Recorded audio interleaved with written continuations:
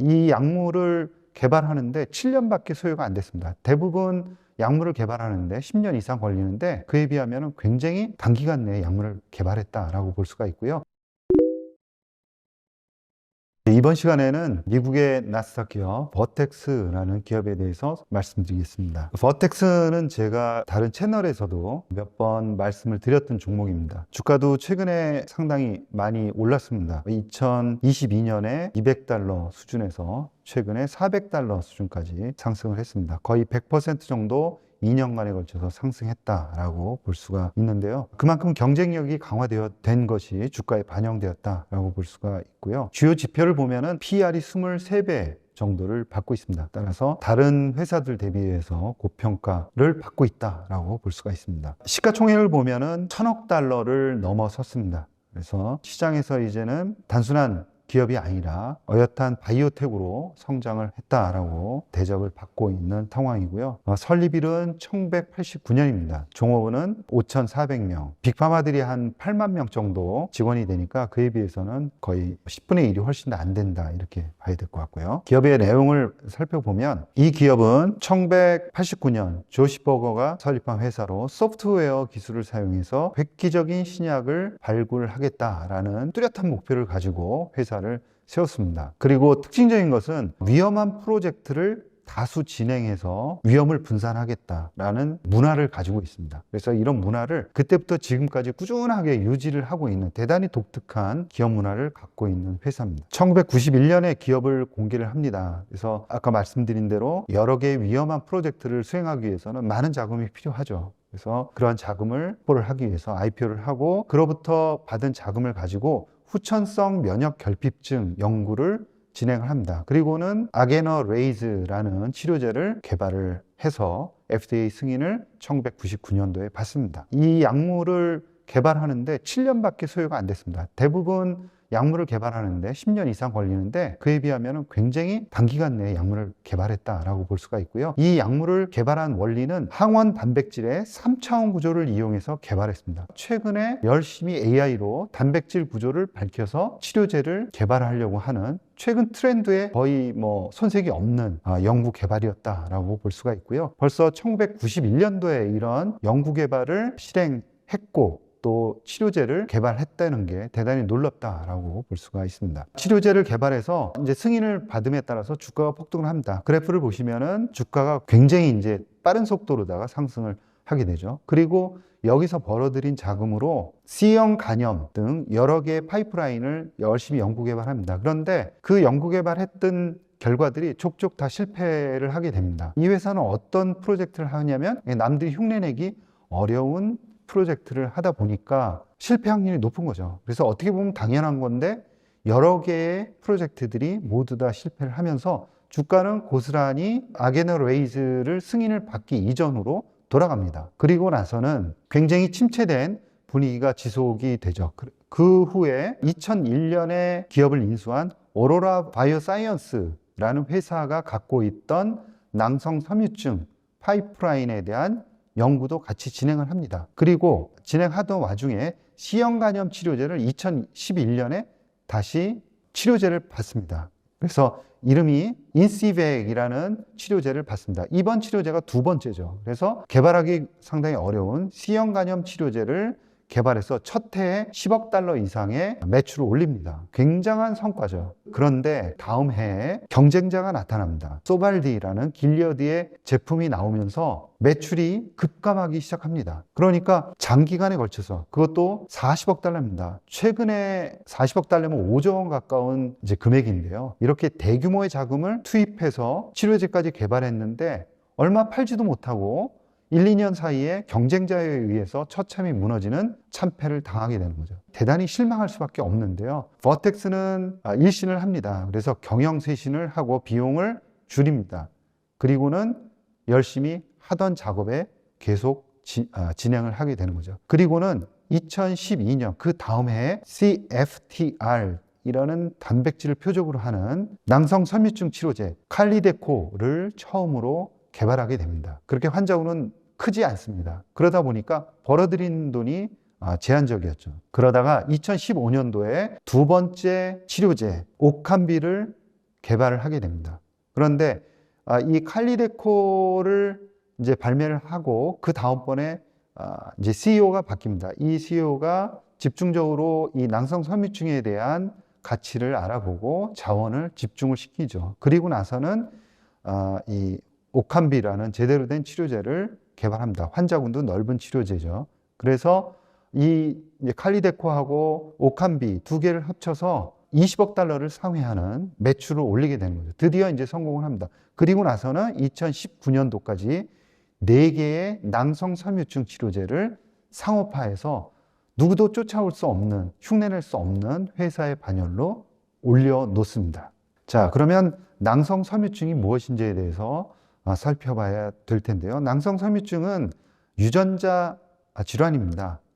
땀이라든가 소화액, 점액질 분비에 관여하는 그런 세포들 안에 있는 CFTR이라는 단백질이 있습니다. 이 단백질이 유전자 변이에 의해서 제대로 된 기능을 하지 못하는 사람들이 걸리는 병입니다. 그래서 상염색체 열성 유전자 질환이다. 이렇게 이제 정리를 할 수가 있고요.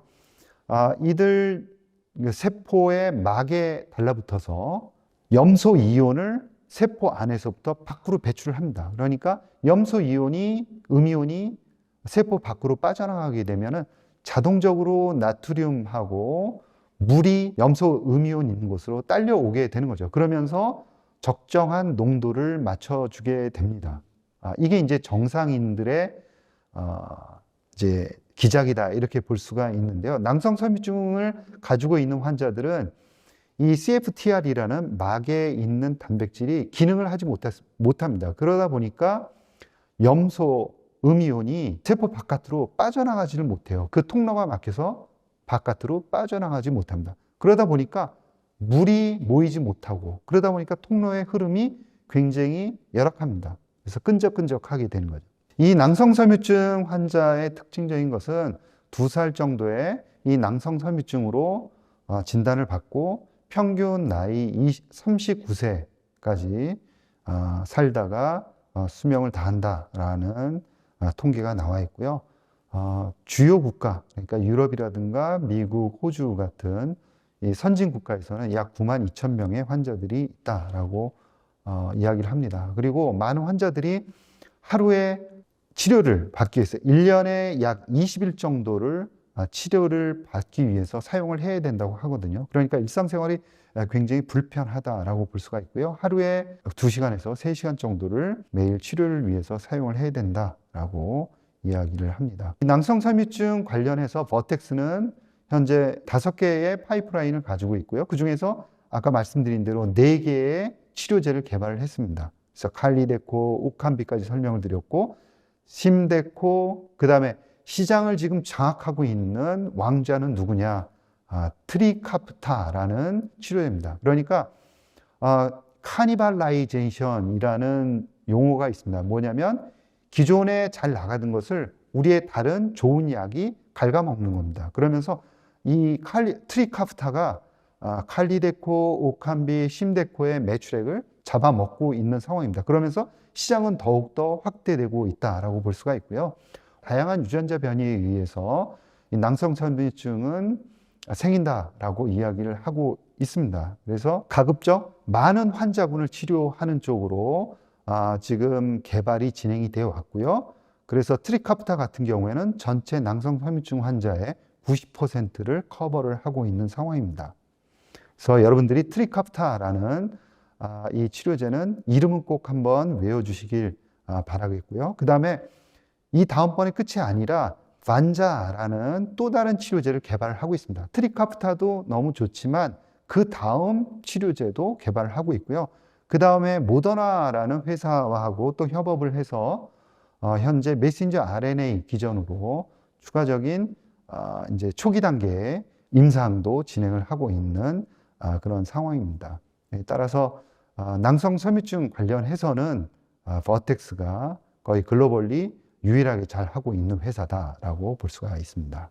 자, 낭성섬유증을 가지고 있는 환자에 대해서 조금 더 말씀을 드리면 CF, 낭성섬유증 시장은 이 트리카프타가 완전 독점을 하고 있는 상황입니다. 그래서 다른 치료제들은 대증요법입니다. 그러니까 질환을 완화시키는 그런 작용밖에는 하지 못한다라는 거고요. 대표적으로 낭성섬유증 흡입 항생제, 그 다음에 낭성섬유증 점액 용해제, 이 두 개가 팔리고 있는데 점점 이 트리카프타로 인해서 매출이 줄어들 것이다 라고 예측을 하고 있습니다. 자, 그러면 그 다음 차세대의 약물로 반자카프타라는 게 개발되고 있다라고 말씀을 드렸는데요.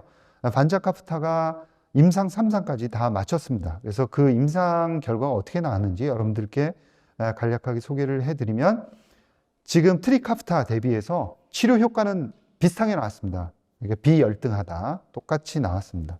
그리고 버텍스는 오는 6월경에 FDA와 또 EMA에 신약 승인 신청과 마케팅 승인 신청을 제출할 예정이다라고 이야기를 하고 있고요. 이번에 이제 끝났던 모든 피봇 임상 결과를 2024년 학회에서 발표할 예정이라고 밝혔습니다. 그래서 12세 이상을 대상으로 해서 스카이라인 102, 103이라는 두 임상을 진행을 해서 1차 유효성 평가 지표는 아까 말씀드린 대로 트리카프타하고 비열등하다라는 것을 1차 유효성 평가 지표로 놓았는데 비열등한 것을 입증을 했고요. 반자 트리플렛이 더 우월하다는 것을 입증을 했습니다. 이 지표를 보면 그 리터당 30몰 이하로 염화물이 유지가 된다 그러면은 정상인 수준이다라고 볼 수가 있는데, 이 트리카프타로 치료한 경우에 약 23% 환자가 치료가 되었고요.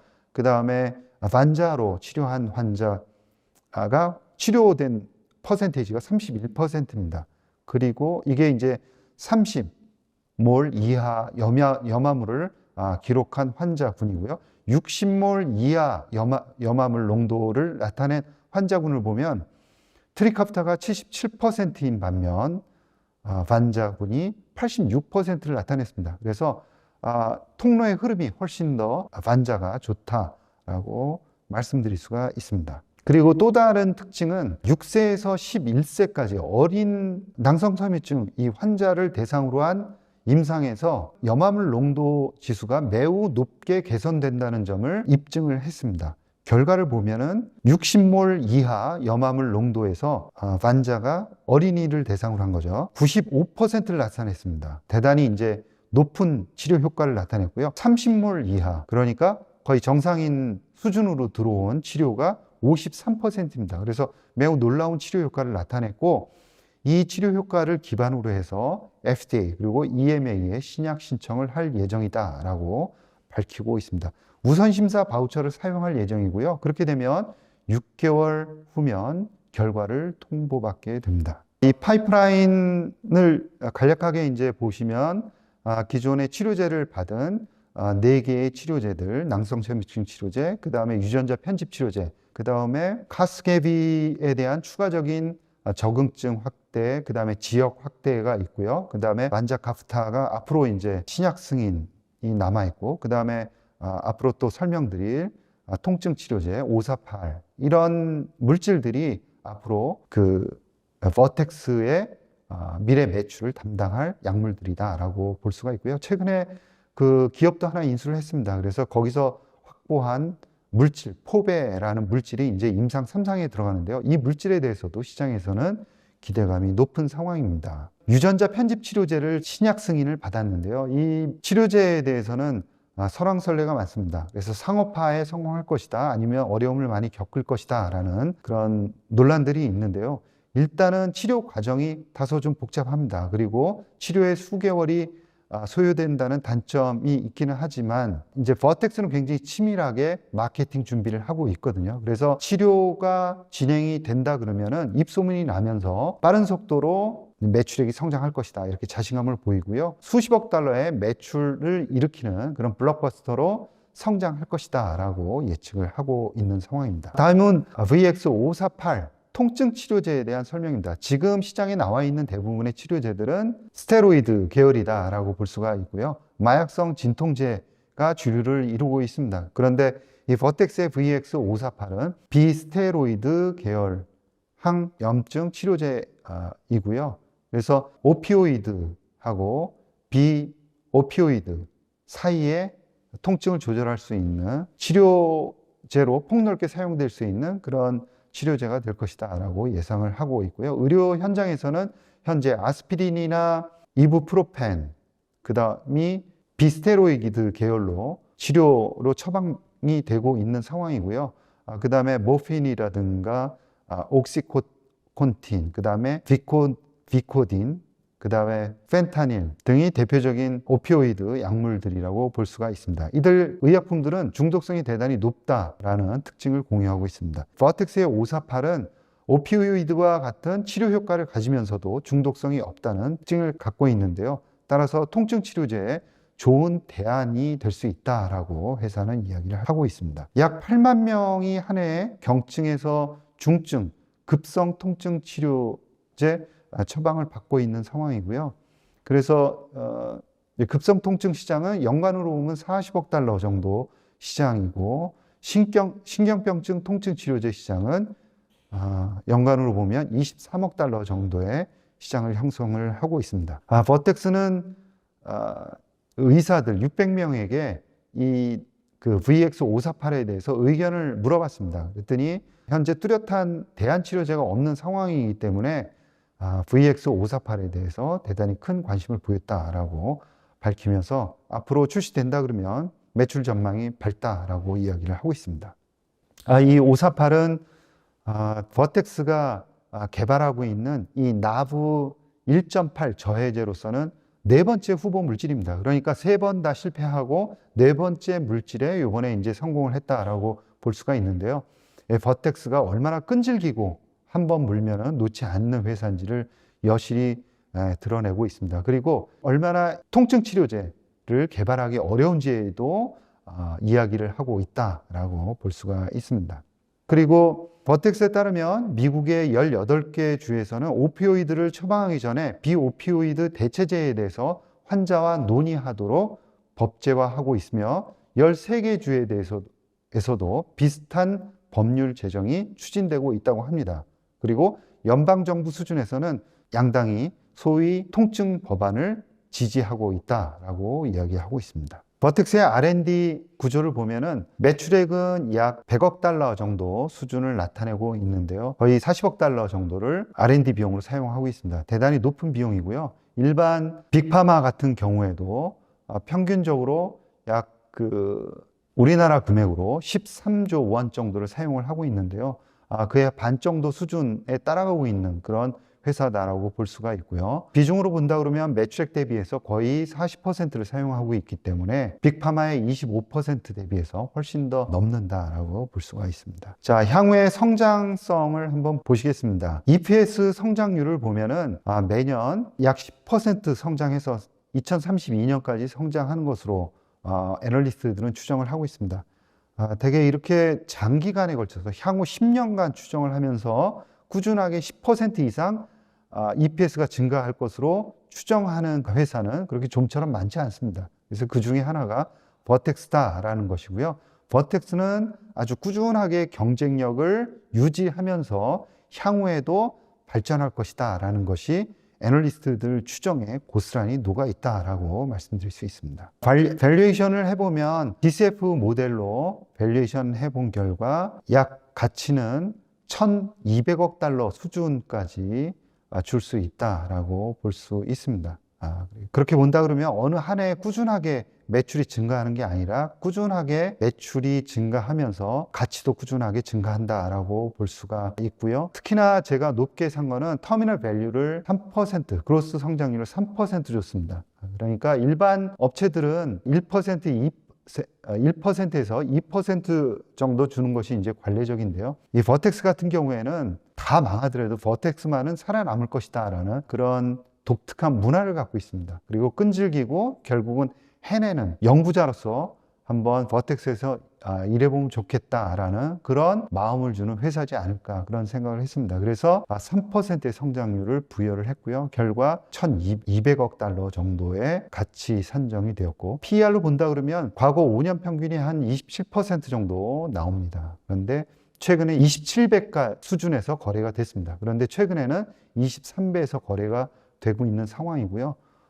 이런 업체들 같은 경우에는 얼마나 싼 가격에 꾸준하게 매수를 해 놓느냐 하는 게 투자의 관건이다라고 볼 수가 있겠습니다. 리스크 요인으로는 여러 가지가 지적될 수 있겠습니다. 혁신 치료제이기 때문에 확실하게 승인을 받을 때까지는 위험성이 그대로 존재한다라는 거고요. 마찬가지로 VX548, 반자라든가 그다음에 카스게비의 매출액이 향후에 버텍스가 상승하는 것처럼 그렇게 늘어날 것이냐 하는 것도 향후에 주목해야 될 포인트다라고 볼 수가 있고요. 반자가 승인받을 가능성이 대단히 높기는 하는데 현재 트리카프타의 그 치료 효과가 대단히 높죠. 약물이 효능이 거의 똑같기 때문에 좋은 상황에서 반자가 나왔고 조금 더 이제 부가적인 치료 효과가 더 좋은 약물이긴 하지만 또 고가로 판매가 될 겁니다. 따라서 이 고가인 반자 쪽으로 트리카프타에서 빠른 속도로 옮겨갈 것이냐, 그러면서 매출액이 추가적으로 늘어날 것이냐 하는 이 부분도 같이 보셔야 되는 포인트 중에 하나입니다. 투자 포인트로서는 이 CF, 낭성섬유증 치료제 시장을 전 세계에서 독점을 하고 있습니다. 에피가 추격을 해왔지만 임상 2상에서 실패하면서 완전히 이 버텍스의 동무대로 바뀌었다라고 볼 수가 있고요. 향후에도 경쟁력은 대단히 높기 때문에 이제 뚜렷하게 눈에 띄는 경쟁자는 없다 이렇게 볼 수가 있습니다. 거기다가 타사가 개발을 꺼리는 위험이 높은 약물들을 개발하면서 그런 파이프라인들로 포트폴리오를 구성하는 대단히 독특한 구조의 연구개발 문화를 갖고 있기 때문에 향후에도 성장 가능성이 높고 독점적인 구조를 유지해 갈 가능성이 높다. 이런 약물들은 블록버스터로 성장할 가능성이 높아서 향후에도 수익력은 꾸준하게 유지될 수밖에 없다라고 생각을 합니다. 이상으로 독특한 연구개발 문화를 가지고 있으면서 낭성 섬유주 시장을 독점하고 있는 버텍스에 대해서 말씀드렸습니다. 여러분 감사합니다.